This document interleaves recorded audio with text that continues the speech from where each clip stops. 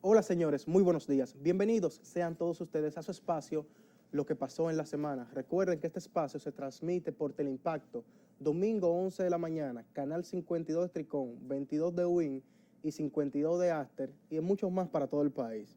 Hoy tenemos muchísimos temas interesantes y por supuesto no podía faltar Manuel, que conversaba con él hace un momento, que siempre lo traemos a hablar de economía, pero Manuel habla de muchísimos temas y quizás sea de las personas que vienen a este programa de las que mejor maneja los temas desde el punto de vista social, o sea, mejor.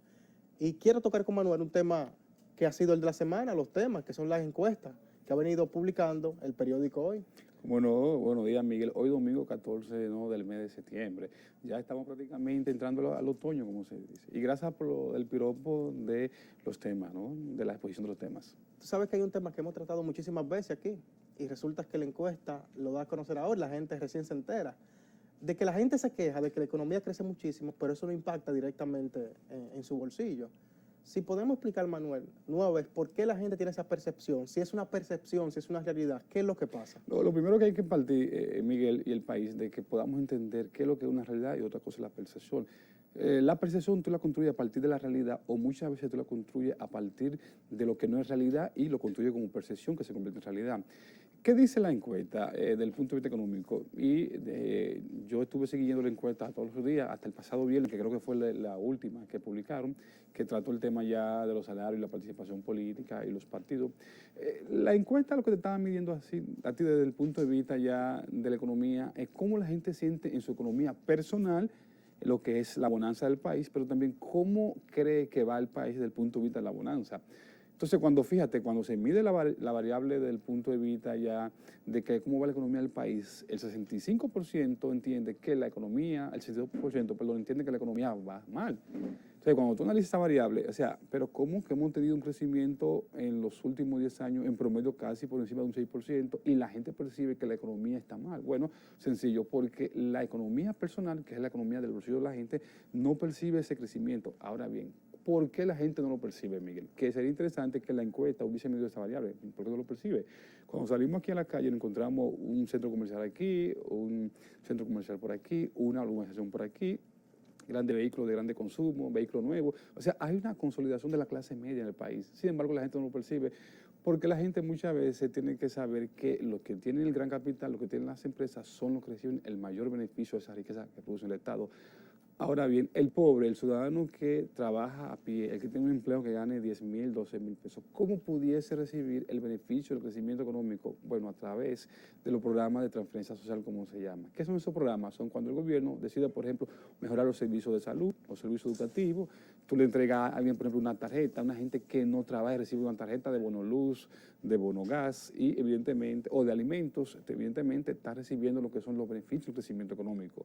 ¿Por qué? Porque el Estado entonces está generando riqueza y esa riqueza que genera el Estado la puede transferir desde el punto de vista de social al ciudadano. Por ejemplo, si yo tengo un niño en un colegio privado, ¿no?, y yo pago de colegio privado 6,000 pesos, pero entonces cerca de mi casa me ponen una escuela pública que va a mejorar la calidad educativa, pero al mismo tiempo, entonces ya el niño yo tengo un colegio, lo voy a llevar a una escuela pública que no va a salir al mediodía, sino que va a salir a las 5 de la tarde, evidentemente yo me estoy ahorrando 5,000 pesos de colegio, pero además 2,000 pesos de la tarea, ya son 7,000 pesos. Cuando tú analizas eso es lo que se llama en economía un aumento de salario a la inversa, es decir, que tú tengas que recibir un beneficio de los servicios que mejora el Estado, sin embargo no tiene que ser un aumento de salario. Yo estoy de acuerdo contigo, Manuel, pero a veces, sabes que el ser humano se caracteriza por ser en sí, de por sí, inconforme.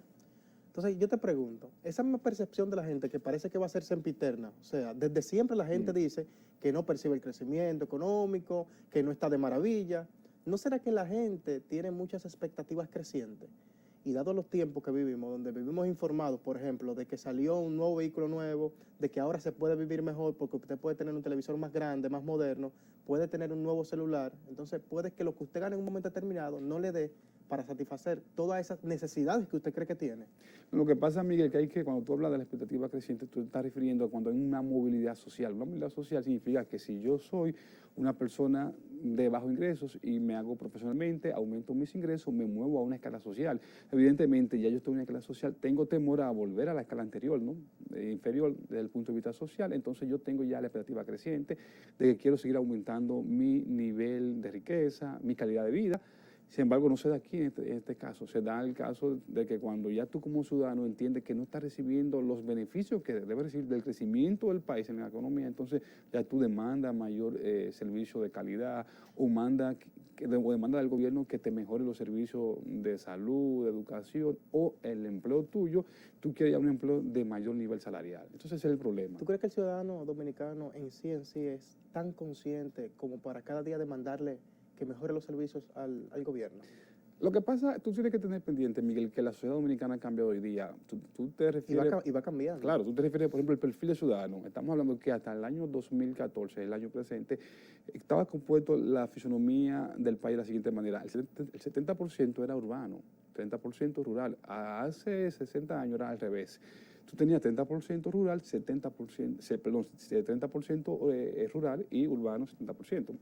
Entonces, cuando tú analizas, o sea, si estamos cambiando la inversa, evidentemente el patrón de consumo es diferente. O sea, ya tú no vas a ir, por ejemplo, ante un ciudadano que lo vas a llevar a invitar a comer a un pequeño restaurante, como se llama La Fonda, ¿no? Si tú ahora quieres ir ya a un restaurante norteamericano, a un Burger King, ¿no? A un Kish, ¿no? O a otro tipo de restaurante de calidad mundial, ¿no? Entonces, eso te puede indicar. Tú hablabas hace un momento de la movilidad social, pero, o sea, a veces el ciudadano se encuentra con muchísimas realidades. Y es que, por ejemplo, alguien que vive en Los Minas emprende un camino hacia el kilómetro 9 de la autopista Duarte y se encuentra con todo ese centro comercial, una sociedad transformada, y dice, ven acá, pero, o sea, esto ha cambiado sobremanera y yo no puedo disfrutar de eso. O sea, yo veo que todo eso está ahí, pero cuando entro a una de las tiendas que están en Agora Mall, que muchas, incluso los precios son en dólares, pero aunque sean en pesos, yo digo, bueno, pero yo no puedo comprarme ese t-shirt, yo no puedo comprarme esos zapatos. O sea, ¿qué está pasando?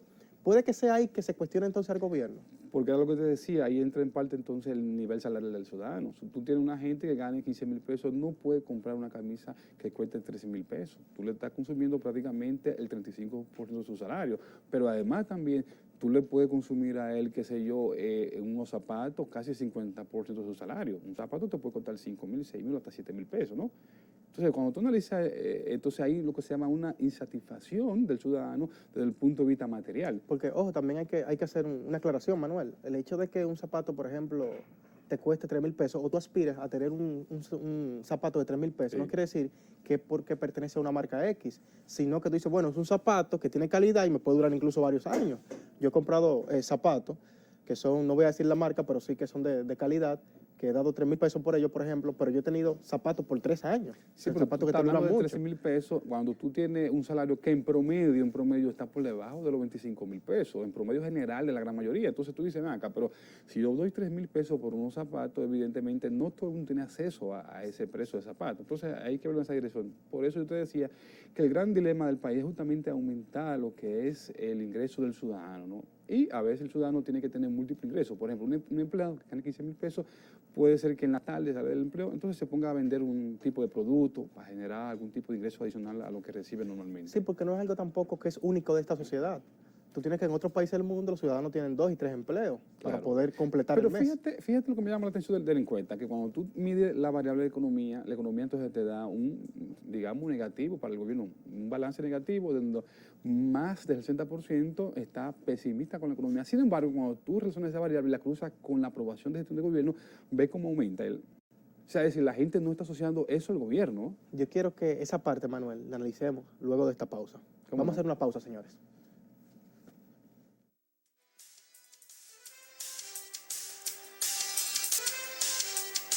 Señores, qué bueno que ustedes continúan con nosotros, porque seguro ustedes se preguntan lo que yo. El presidente Danilo Medina con un nivel de un 91.3. 1.7. 91.7. Manuel, eso es descabellado. De verdad que desde el punto de vista de la estadística, a veces como que uno no le encuentra el sentido buscando esa variable de gusto popular por el presidente con la economía. Como te decía, cuando tú tienes, por ejemplo, un 60% por encima de rechazo o que te sientes que está mal la economía, sin embargo, tú le apruebas al presidente casi un 92%. Entonces, ¿qué es lo que a la gente le preocupa si no le preocupa lo económico? No, a eso iba. Desde el punto de vista político, siempre se determina que lo económico determina lo político, y lo político evidentemente está en relación con lo económico.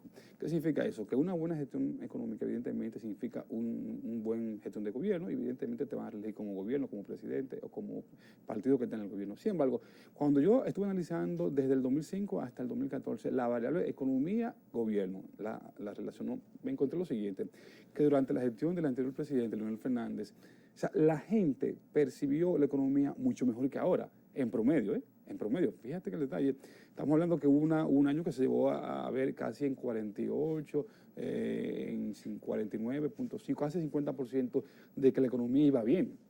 Sin embargo, aquí donde más ha llegado prácticamente a 42, 43%, que la economía va bien.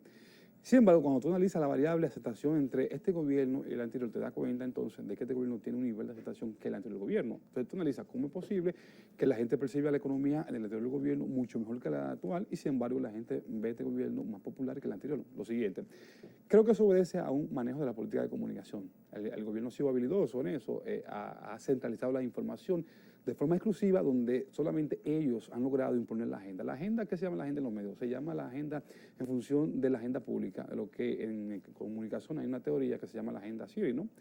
Que traducido significa literalmente establecimiento de la agenda, donde los medios, que es el principal actor, los políticos y la población confluyen en nuestro escenario para establecer una agenda mediática. Entonces, el debate entre el gobierno y los medios se da por la agenda. A ver, ¿quién impone la agenda a los ciudadanos? Por eso, los gobiernos que no logran imponer su agenda, evidentemente van a perder mucho en el debate de la opinión pública, porque tú estás luchando con los medios, entonces se da ese problema del día a día. Entonces, el gobierno ha sido muy habilidoso, por eso los domingos nos encontramos que siempre el gobierno impone la agenda con la visita del señor presidente. Y los lunes conversatorio en Palacio. Evidentemente, eso ocurre porque el domingo es la presidencia que le sirve a los medios la información que ellos quieren que se publique durante el lunes completo en los medios de comunicación. Y la mayoría de los medios la publican de forma íntegra. Claro, no, a eso iba. Entonces, ¿qué hacen los medios? Que reproducen de forma íntegra esa información, que es diferente a cuando tú me envías, por ejemplo, a mí, un equipo de prensa del periódico Hoy, vete con la actividad del presidente Medina hoy domingo, por ejemplo, a la provincia X. Tú vas a buscar no la reacción del presidente, sino la reacción también del ciudadano. ¿Qué tanto ellos confían o están de acuerdo con lo que dice el presidente? Entonces, y en ese sentido, entonces tú enfocas esa noticia. Entonces hay dos enfoques diferentes, lo que quiere el gobierno y lo que quiere el medio. Sin embargo, aquí es diferente. Aquí solamente el gobierno impone lo que realmente le gusta, que la gente entienda de que el presidente va en busca de ayudar a los productores. Pero hay un punto interesante, Manuel, y tú planteando ese escenario ahora, entonces lo que uno tiene que pensar es que verdaderamente las cosas no están tan bien como parecen. Yo creo, no, evidentemente el gobierno... O sea, no estoy diciendo que están mal, no, pero no está tan bien. A eso iba. Lo primero es que el gobierno parece ser que no recibió una economía tan mal como se dijo públicamente. O sea, cuando tú analizas los fundamentos de la economía, evidentemente este gobierno recibió una economía sólida del gobierno anterior. Eso es lo primero. Y lo segundo es también... Manuel, ¿eso no es arriesgado tú decir eso? No, es sólida. Porque siempre se ha criticado, por ejemplo, el déficit. No, es que hay un error. déficit. O sea, el déficit es un mecanismo dentro de las políticas que tienen los gobiernos, dentro de la economía, para establecer lo que son riquezas transitoriamente, elevar los ingresos o elevar los empleos y evitar entonces que la economía se deprima. Entonces, cuando tú analizas, si el presidente Fernández, quizá en la época, no hubiese aplicado el déficit fiscal, hubiese sido peor. ¿Usted sabe por qué? Bueno, porque evidentemente hubiésemos perdido mucho empleo, y entonces no hay cosa más terrible para un ciudadano que perder su empleo. Entonces, ¿qué hizo el gobierno de turno? Que en ese caso fue el presidente Fernández. No, yo mejor como gobierno, yo transitoriamente, yo creo un déficit, pero mantengo a la gente empleada, que no pierdan su empleo, porque al final de cuentas, cuando tú pierdes el empleo, entonces tú pierdes todo. No tienes recursos para pagar los colegios de los niños tuyos, tampoco alimentos, y entonces te va a crear un mecanismo de presión social. Entonces ahí vienen ya los conflictos en que la gente quiere comer, entonces como no tiene empleo, entonces va a hacer lo mal hecho, ¿no? Entonces, es un mecanismo normal. Por eso, cuando tú analizas los 192 países del mundo, todos tienen déficit. Bueno, ahora mismo el caso de Nueva Zelanda ya salió del déficit, pero tú te vas, por ejemplo, a Estados Unidos, va a cerrar con déficit por encima del 10%. Japón tiene 30 años con déficit. China va a cerrar con 7% de déficit a pesar de crecer por encima de un 8% en los últimos 10 años y llegó a un promedio casi de un 12%. Este año está contemplado que ellos crezcan un 7%. Entonces, cuando tú analizas, evidentemente, es un mecanismo de normal. Lo que pasó fue que el déficit se dio un sentido político, ¿no? Es cómo se administra el déficit y para lo que se... No, claro, es normal. Por ejemplo, tú me preguntas a mí, el déficit del Estado Dominicano, ¿tú sabes cuándo fue la última vez que nosotros tuvimos un superávit fiscal? Lo subimos en el año 2007. ¿Cuándo fue el 2007? Fue justamente previo a la crisis mundial. A partir de ahí no tuvimos más superávit. Sin embargo, cuando tú analizas el año anterior, 2006, 2005, tuvimos un superávit primero muy pequeño e incluso salimos con déficit en el 2004, producto de que en el 2003 hubo una crisis terrible en la economía dominicana.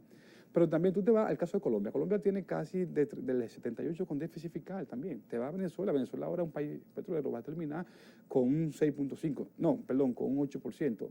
Ellos terminaron el año pasado mucho mayor. México, por ejemplo, también que produce petróleo, va a terminar con un 3% de déficit fiscal. O sea que son todos los países, ¿no? O sea que se puede decir que la oposición en un momento determinado trató de imponer la agenda, el déficit, como algo negativo. Claro. Y lo que fue realmente fue un subsidio social, se puede decir así. Sí, es así. Entonces, ¿cuál fue el gran problema? Que recuerden que el déficit fiscal lo recibió este gobierno, pero evidentemente ellos no lo generaron. Por consiguiente, la política de comunicación de este gobierno no se concentró en defender el déficit fiscal, no, sino en defenderse ellos. Propositivo. Y evidentemente a quien le correspondía defender lo que es el déficit fiscal era el equipo de comunicación del presidente Fernández, que extrañamente no salieron a defender ese escenario, ¿no? Y estaba en otras cosas.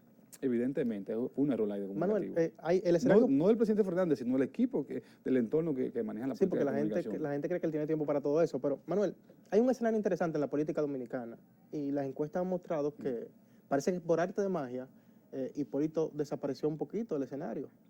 Y ahora se queda, pues, se puede decir Luis Abinader con el PRM, que ahora no es mayoritario, sino que ahora es moderno.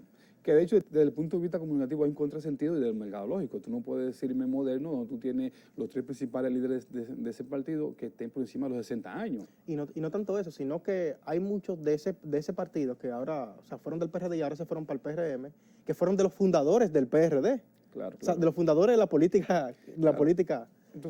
Entonces, cuando tú analizas, por ejemplo, el equipo, digamos, político del PRM, te das cuenta que son la misma generación de los años 70. Entonces, los jóvenes de ese partido, del PRM, que se acaba de formar, que debió haber tenido más participación, sin embargo, no están ahí, desde el punto de vista en la front line, como se dice, en la línea frontal, sin embargo, no están ahí.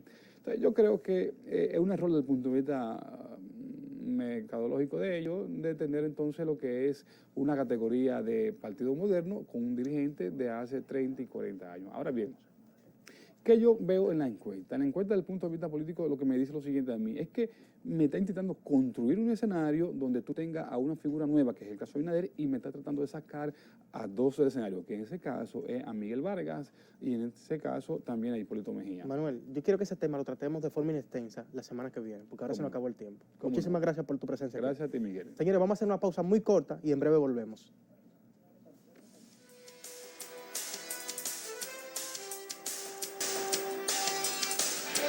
Señores, a pesar de que recientemente inició el año escolar, hace tiempo que perdí la cuenta de cuántas aulas se han inaugurado. Y le voy a decir por qué. Específicamente, a mí no me importa qué cantidad de aulas se inauguren. Suena feo, ¿eh? Y hasta cruel, porque ustedes me pueden decir, no, pero que hacen falta aulas porque hay muchos niños que tienen que acceder a la escuela. Lo que pasa es que a mí no me interesa que accedan a un tipo de escuela como la que se están construyendo, no en estructura física, sino en cuanto a pensamiento. Hace un tiempo, hace unos meses, en un comentario yo decía que lo que va a marcar la diferencia entre un niño y otro no es exactamente la cantidad de horas que reciba en educación en la escuela, sino el tipo de educación que reciba. Me explico.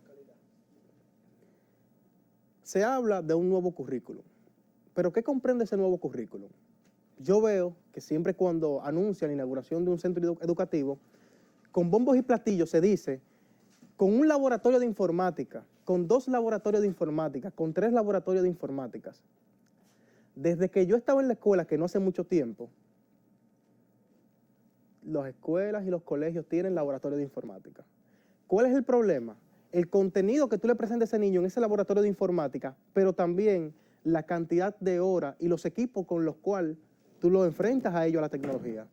Ejemplo, ¿qué marca la diferencia? ¿Qué marca la diferencia entre un niño que viva en los Guandules y uno que viva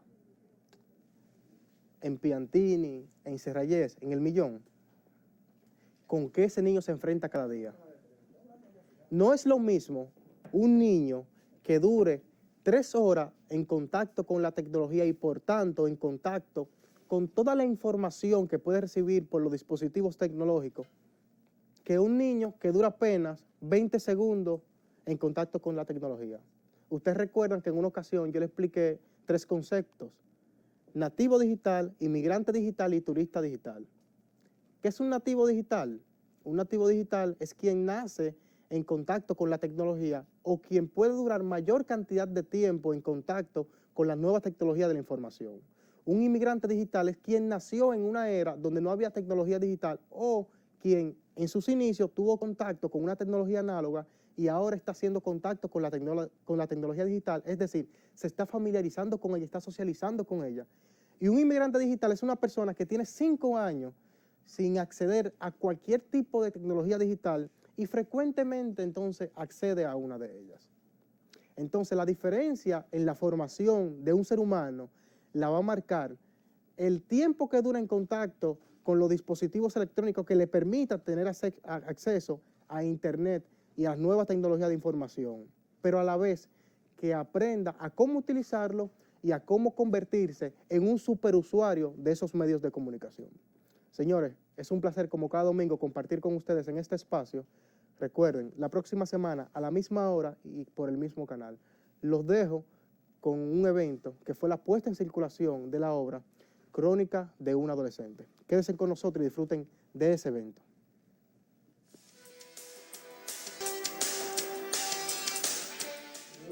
Señores, sean todos bienvenidos a este auditorio de la Biblioteca Juvenil República Dominicana.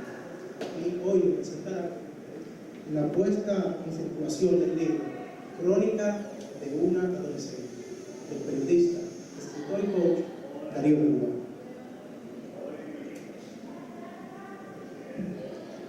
Las palabras de bienvenida están a cargo de Isaíl Pérez, presidente de Editora Santuario. Un aplauso para él.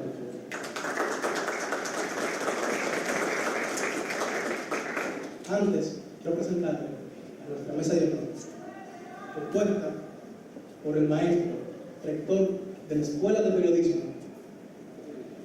profesor Adriano de la Cruz.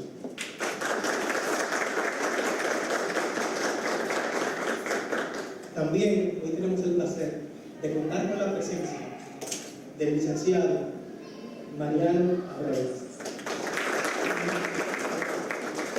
Y por supuesto, del autor de Crónica de un adolescente, el periodista Darío Bergua. Tenemos el placer de contar con la presencia del licenciado José Gómez Cerda, maestro de escritores y periodistas. Un aplauso para él. También agradecer la presencia de doña Cielo Reynoso, del Instituto Centro, y de don Luis Manuel Cruz, rector de la Universidad Nacional Tecnológica, UNATEC. Hemos querido hacer un breve paréntesis y regalarle a ustedes un intermés, y es uno de los poemas del autor, y tiene que ser precisamente en la voz de Marquis Leguizamón. Un aplauso para ella.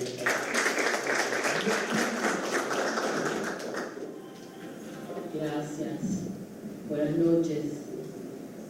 Para mí es un placer realmente, señor Darío, recordar esos tiempos en cuando transitábamos por los pasillos de nuestro querido y recordado Canal 17, que usted me llamaba para que leyera algún escrito, algún poema, y que yo le diera mi opinión. Para mí era de motivo de muchísimo orgullo y muchísimo placer haber realmente cooperado con usted y hoy deleitarnos leyendo algunos de sus poemas. Y tengo Estoy muriendo. Me iré camino a mi muerte, lenta, sin prisa pero segura, junto a la vereda para no perder la dirección de llegar segura a ella. El camino real registrará mis huellas. El polvo del camino será testigo de mi paso por la vida. Vida, mi vida, llena de amores, de sentimientos profundos. La duda me abraza, la inseguridad me anima a apurar el paso para llegar a donde no hay regreso. Los rayos de luz entre los árboles iluminan el camino. Ya solo veo las hojas secas y la hierba triste. Parece que estoy llegando. La luz, suave y cada vez más pequeña, está adelante, marcando el lugar donde voy. Al llegar, un ataúd dentro de la tumba fría, y entonces logro despertar de un sueño profundo en donde solo llegan los que se mueren.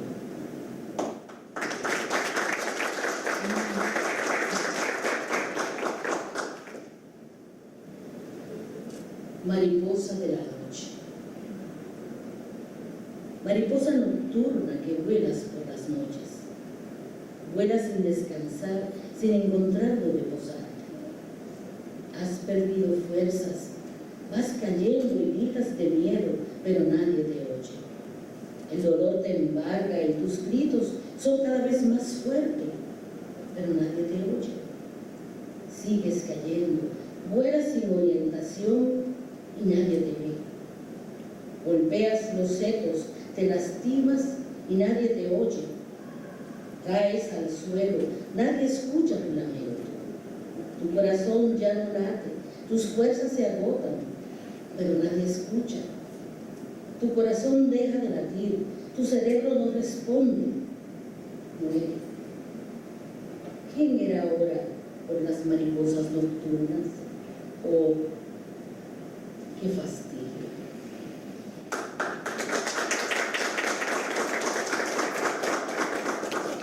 Y por último, soy honesta. Hola, ¿cómo estás? Aquí estoy, esperándote. Mira el reloj, ya casi es medianoche. ¿Qué haces? Reclamándole a la vida. ¿Por qué? Esperarte tanto tiempo en el tiempo y en el mismo lugar. Mi sentimiento por ti no tiene límites, así lo siento. Ya estoy sucia de tiempo y por más que me lavo no logro limpiarme de ti.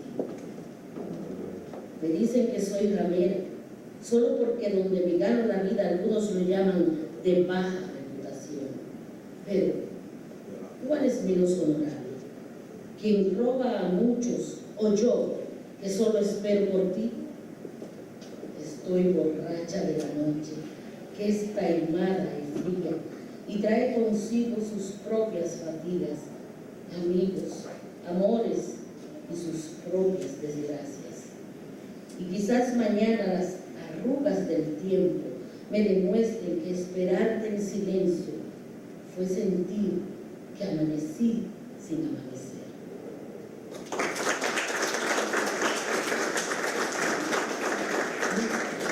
Muchas gracias a una destacada actriz, Marquis Leguizamón, por darnos en su voz los bellos poemas de Don Darío Pulo. El autor siempre me viene diciendo que un libro es como un hijo, incluso que se pare con el mismo dolor. Pero hay niños que incluso antes de nacer ya tienen muchísimos padrinos. Y él me comentaba que hay un padrino muy especial de esta obra, y es Mariano Abreu, quien tendrá el placer y es lo que pretendemos nosotros de escuchar la presentación de Crónica de una adolescente. Darío Cuba, con mucha propiedad, y no esperaba menos, conjuga la profesión de periodista, la profesión de maestro, la profesión de coach, en un libro donde se mete en la psicología del personaje, al punto de que nos lleva, de alguna forma, pudiera decirse, divagando entre un punto u otro la geografía nacional, a ver no solo la cultura popular, sino también la forma de pensar de aquellos que la naturaleza, Dios, la sociedad, o lo que ustedes quieran llamarle, lo puso en un momento de la vida y en una circunstancia. Y es así que esta joven va desde una historia de niña, empezando a mezclarse con situaciones de adultos, empezando a tener experiencias sexuales, experiencias emocionales, circunstancias de la vida y producto de su corta edad, que fueron poniéndola en desventaja para que su crecimiento profesional pudiera llegar a ella. Esta joven que representa Crónica de un adolescente no es una joven cualquiera, es una joven que representa de alguna forma muchas niñas adolescentes que al llegar a su pubertad ya han tenido experiencias sexuales, como diría la película, del tercer tipo. Y es así que Darío Cuba recorre junto con ella esa vida, esa experiencia de placeres, de amantes, de parejas, y por qué no decirlo, de satisfacciones, porque hay un profundo mensaje en la historia de esta adolescente, que es que si usted de alguna forma no lleva a sus hijos en buen término, o por el contrario, lo aprieta mucho, como es el caso de esta adolescente, ellos se le pueden descarriar. A veces pensamos que acompañar y apoyar a los hijos es estar como si fuéramos guardia detrás de ellos, como si fuéramos auditores, auditándole cada paso y verificando que lo que hagan es correcto. El padre de esta adolescente de alguna forma trató de protegerla, y esa protección que él intentó hacer, lo que hizo fue sacarla de la casa, lo que hizo fue, como dicen en los barrios, tirársela a los pibes. Felicidades a mi hermano Darío Cuba por este nuevo bebé, felicidades a todos los que de alguna forma han contribuido a que esto sea una realidad, y por supuesto, gracias a Dios por permitirnos estar aquí hoy con ustedes. Muchas gracias.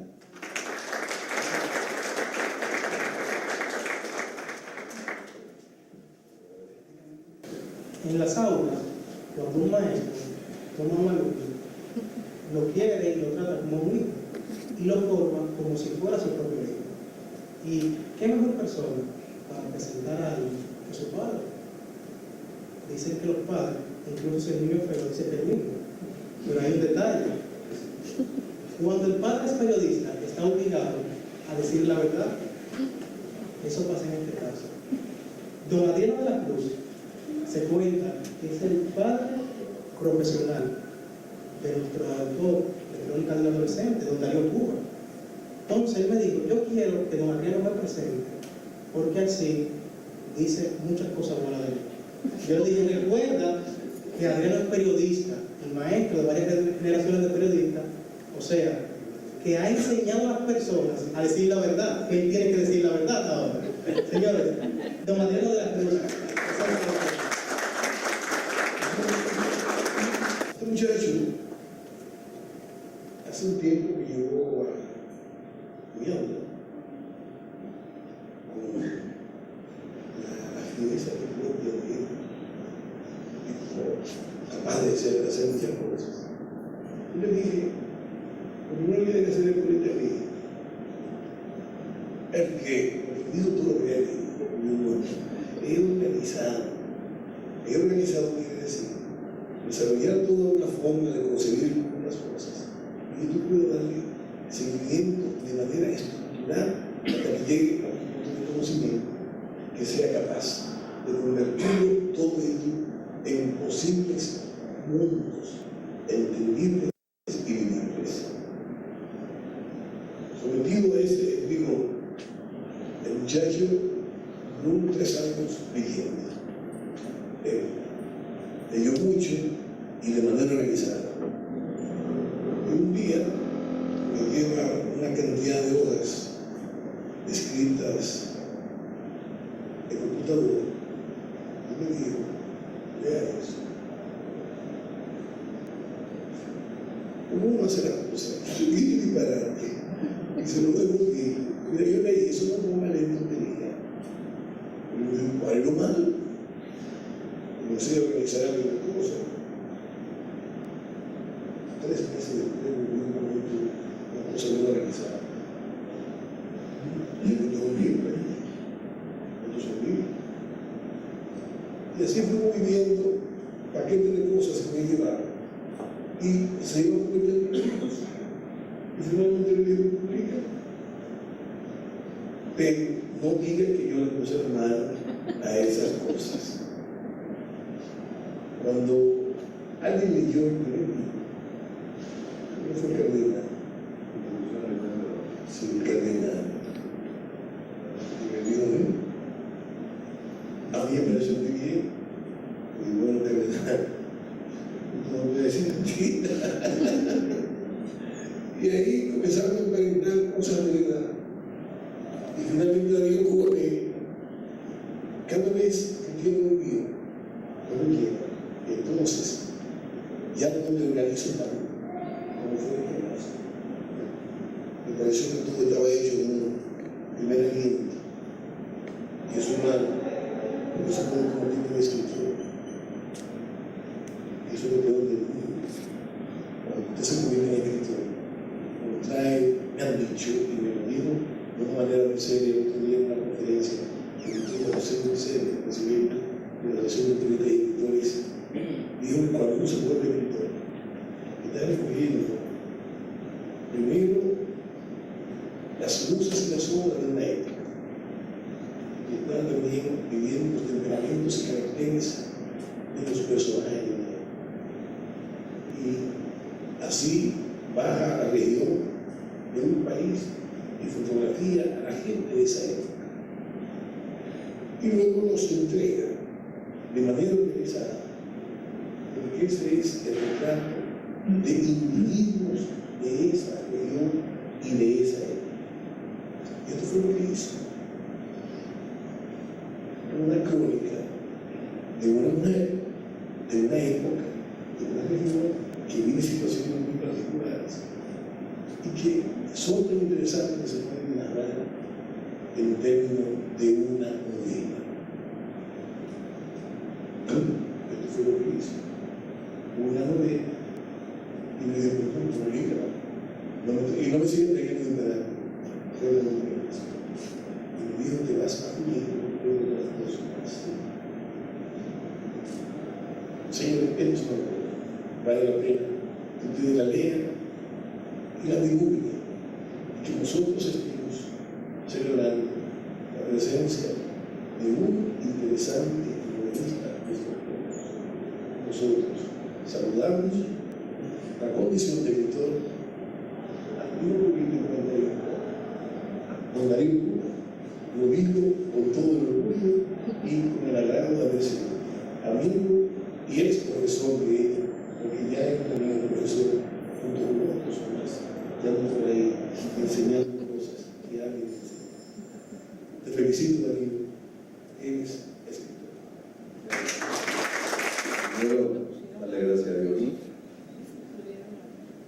No vayan a creer que es tan fácil, sobre todo cuando uno tiene gente como José Gómez, maestro de maestro, maestro de la literatura, presidente de la Asociación Dominicana de Periodistas y Escritores. Un aplauso para él.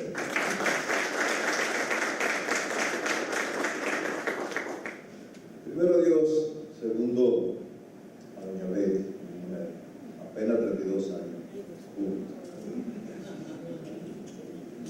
Ahí está parte de lo que hemos construido.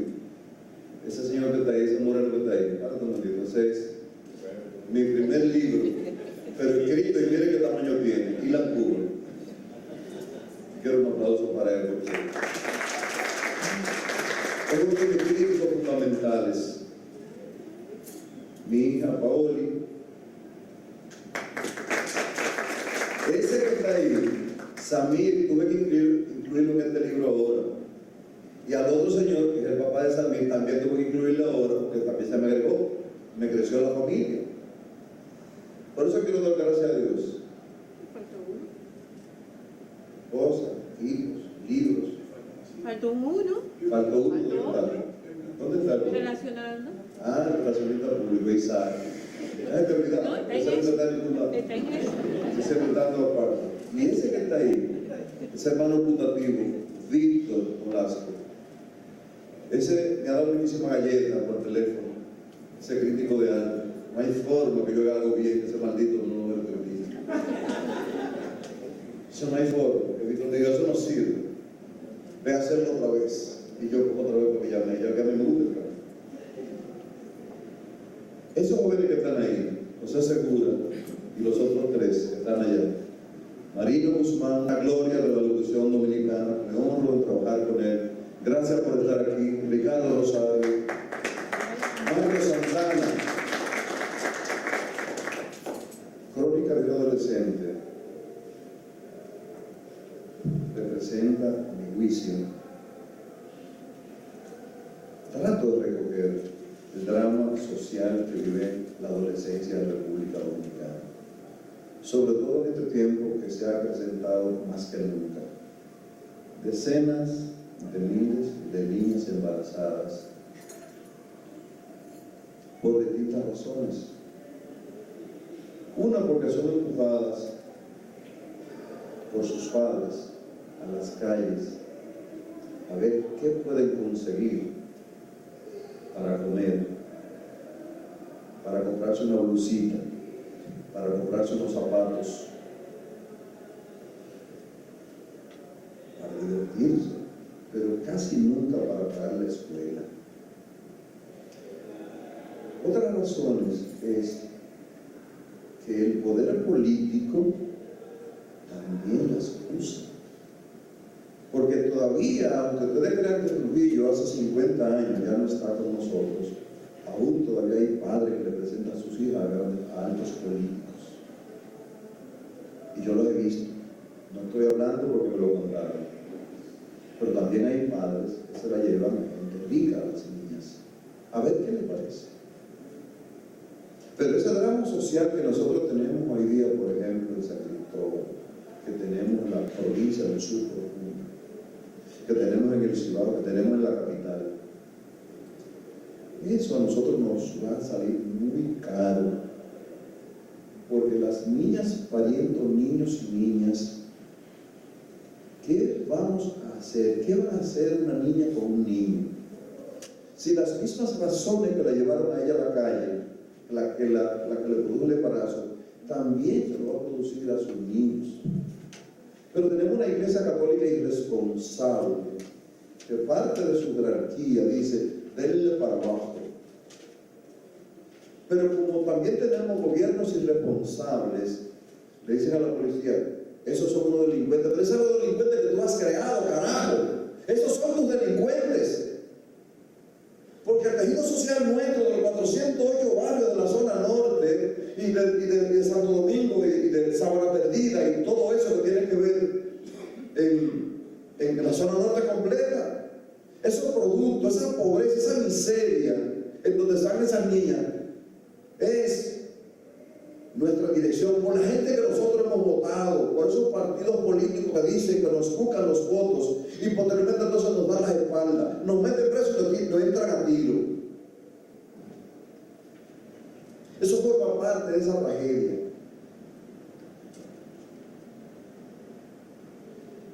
Diariamente los vemos en los semáforos.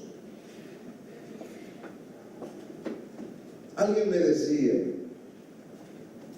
es que con cualquier cosa se resuelve, con una tarjeta de llamada, con 200 pesos, con 500 pesos, por una oferta, te voy a mudar, no te preocupes.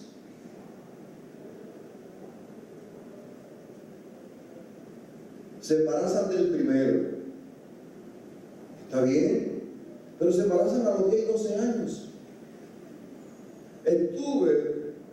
haciendo unos trabajos y tenía un remolcador de burro, le dije a Víctor, venía en la Victoria, Batey a Ceiba. Usted sabe la terrible situación que se vivía ahí. Las niñas de 8 y 9 años, un grupo de malditos las seducían y decían, no, es para que aprendan chiquita, para cuando esté grande tengan fuerza para resistir. Eso forma parte del drama social de crónica del adolescente. Pasa que hacer un estudio de este tamaño me iba a tomar por lo menos 2 o 3 tomos. Se lo cuento y lo hago en resumen, porque la generación probablemente que viene en los próximos 5 o 10 años, el relevo nuestro como ser humano, el relevo nuestro en el área política, en el área empresarial, va a tener que hilar fino para poder mantener una sociedad equilibrada. Eso es lo que yo veo venir.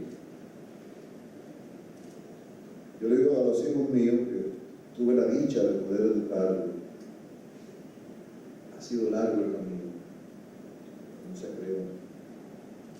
No es tan fácil en nuestra sociedad, pero siempre se puede. Siempre se puede. Víctor sabe, ese que está ahí, lo que nosotros hicimos cuando estábamos ahí en el barrio.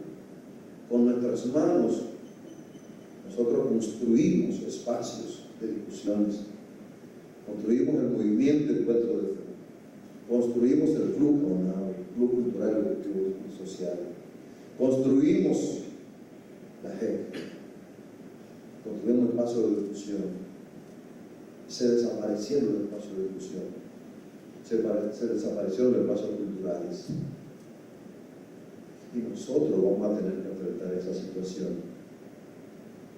Y vamos a tener más niños en las calles, vamos a tener más pobreza, porque parece ser que la oligarquía política nuestra está en otra cosa. Y yo soy copartícipe, eso es lo peor.